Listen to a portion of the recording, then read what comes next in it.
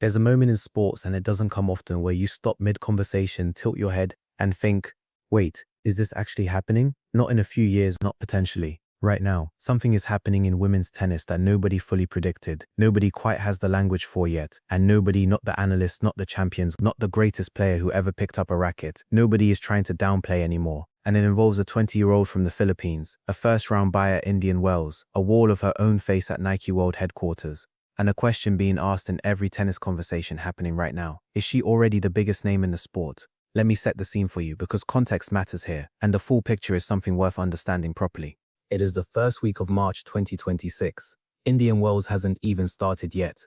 The draws haven't been made, the courts haven't been prepped, and the tournament hasn't tipped off. And yet, the single most talked about name heading into one of the biggest events in women's tennis isn't the world number one. It isn't a Grand Slam champion. It isn't someone who has spent a decade building a legacy inside the sport. The name everybody keeps saying is Alex Eala, and the people saying it aren't casual fans online. They're former Grand Slam champions. They're retired pros who played at the highest level. They're pundits who have spent years watching this tour and who choose their words with the kind of care that comes from knowing the weight those words carry. And right now, those people are not hedging. They are not using diplomatic language. They are not saying one to watch, or potential star, or rising talent. They are going completely all out. Let's start with what actually happened, because before we get to the declarations, the comparisons, and the conversations that are genuinely stopping the tennis world in its tracks, you need to understand the foundation this is all built on. Alex Eala was ranked 1,180th in the world in 2020. Not 180th, not 180th, 1,180th. She was a teenager training at the Rafa Nadal Academy, grinding through ITF circuits, building something brick by brick in the background of a sport that had no idea who she was.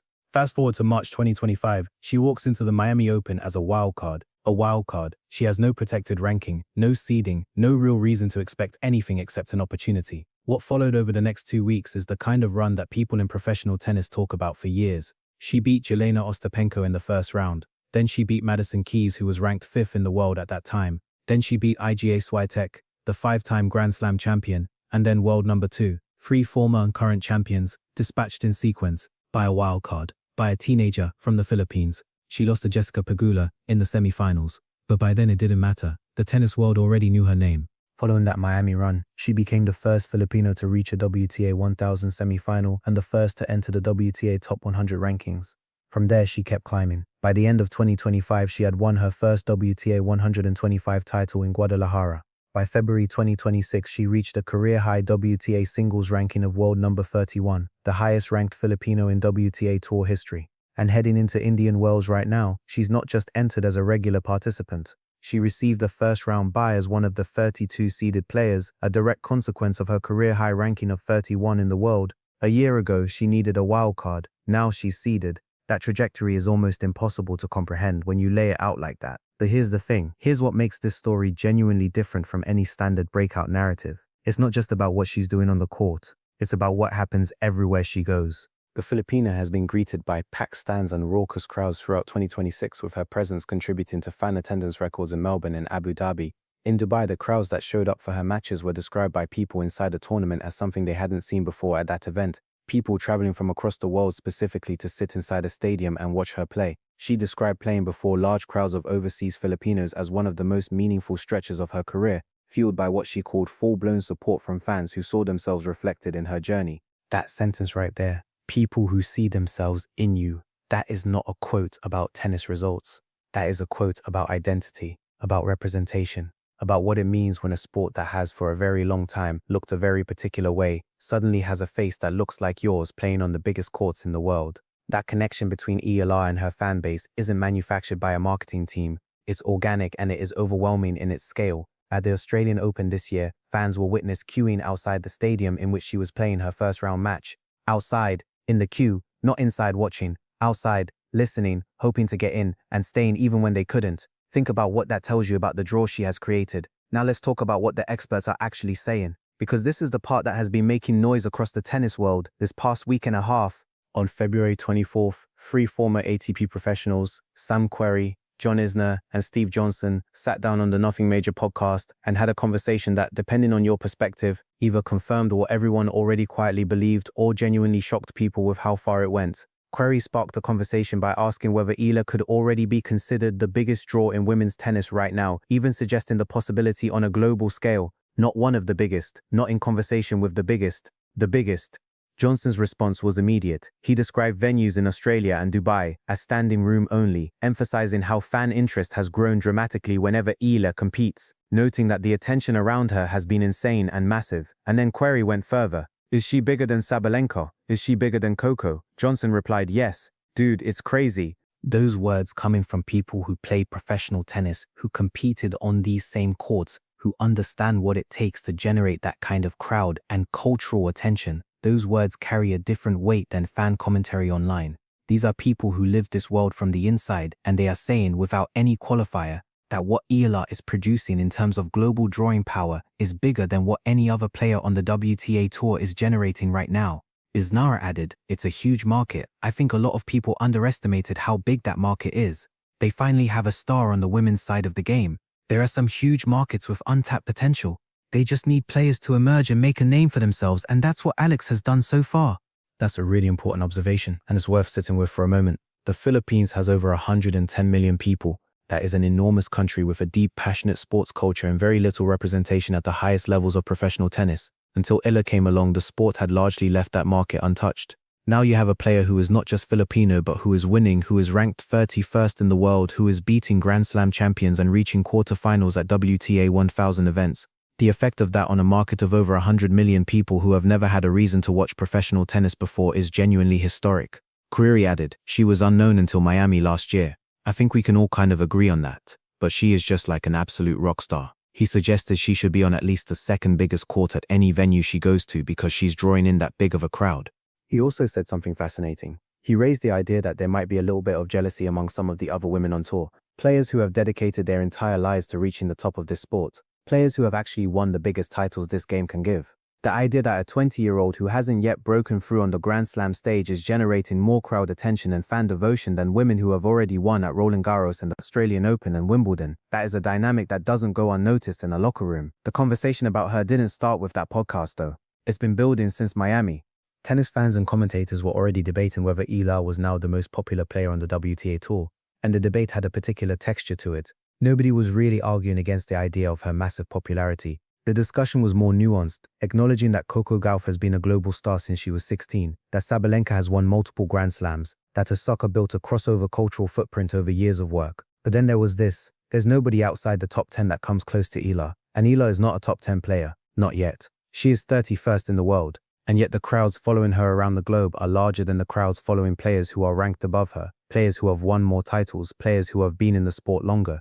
That gap between ranking and cultural presence is genuinely unusual. It's the kind of thing that only really happens when a player represents something bigger than tennis results. When a player becomes a symbol, here's something that anchors all of this in a very practical reality. When Eala visited the Nike World headquarters in Oregon last week before heading to Indian Wells, she walked through a tunnel that displays portraits of Nike's global ambassadors across all sports. History in full bloom was written on one of the portraits. Also enshrined was a selfie with Filipino fans, underscoring her fast-growing global stardom. She posed, smiled, flashed a peace sign.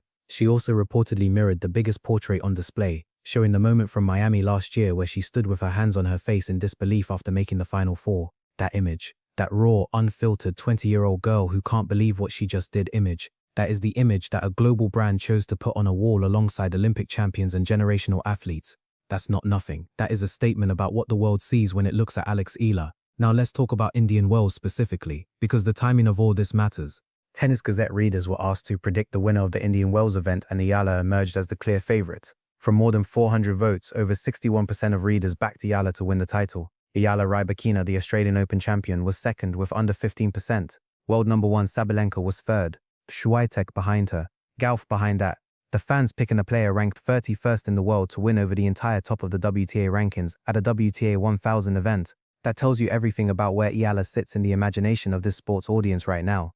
Is it realistic? Well, she carries a 10-6 record into 2026, just reached the quarterfinals of Dubai, and has a proven ability to beat top 10 players in big moments. She also has the Miami Open to defend coming up shortly after this, where she'll need to protect the points that launched her into the top 100 in the first place. A strong run in Indian Wells could relieve some of that Miami pressure considerably. She's been training in California with Laura Siegemund and Solana Sierra in the lead up to the tournament. She arrived well rested after more than 2 weeks off following her Dubai run. She knows the format, she knows the pressure, and she has now proven repeatedly that the big stage doesn't collapse her, it elevates her. The one honest caveat in this entire conversation, and I want to be fair to it because this is a real part of the debate, is that there is still a question about Grand Slam performance. Analysis of her results shows limited success on slow hard courts, which tend to characterize many of the sport's biggest stages. She's been spectacular on the right surfaces, she's beaten the right players, but a deep Grand Slam run has not happened yet. And in tennis, that's still the ultimate measure. As one tennis commentator put it, she won the Guadalajara Open and the gold at Southeast Asian Games 2025. I don't know if she's the most famous woman player, but her improvement is certainly worth watching. That's fair. That's the honest version of the counter-argument. The results are building. The trajectory is steep and pointing in exactly the right direction, but the biggest stages in the sport are still waiting for her signature moment. What's remarkable is that the conversation about her fame, her cultural impact, her crowd-drawing power, that conversation is happening at this scale before she's won a Grand Slam, before she's been inside a Final Four at a major, before she's broken the top 25. That tells you the phenomenon is real, and it is ahead of the results, which is either the greatest possible sign of what's coming or the kind of expectation that can eventually become a weight. The people around her seem to understand this. She talks about playing with love. She quotes a fellow pro about the privilege of playing in front of people who see themselves in you. She handles the circus with a quietness and a grace that, frankly, a lot of athletes with a tenth of her profile would struggle to maintain. Indian Wells starts tomorrow. She has a first-round bye. At some point in the next 2 weeks, Eala is going to walk onto a court in the California desert for the first time in her career, and the reaction from the crowd is going to tell you everything you need to know about whether all of this talk is real or whether the tennis world has been getting ahead of itself. Based on Melbourne, based on Abu Dhabi, based on Dubai, based on a podcast where 3 former ATP players sat around a table and struggled to find the words to describe what's happening around her. I wouldn't bet against the crowd. She is 20 years old. She is ranked 31st in the world. She has never won a WTA Tour title. She has never been beyond the semi-finals of a major tournament. And she might be the most talked about name in professional tennis right now.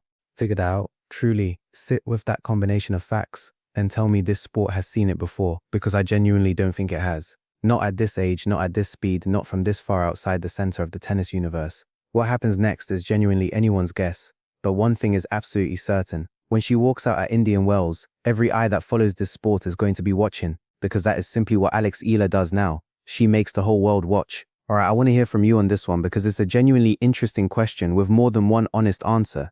Do you believe the hype around Eala is fully justified by what she's actually done on the court? Or do you think the conversation has gotten ahead of the results and she needs a Grand Slam run before we use the word biggest? And when Sam Querrey says she's a bigger draw right now than Sabalenka and Coco Gauff, does that land as obvious to you or does it feel like an overstatement? There's no wrong take here. Drop your thoughts in the comments. I read them. Let's actually talk about this.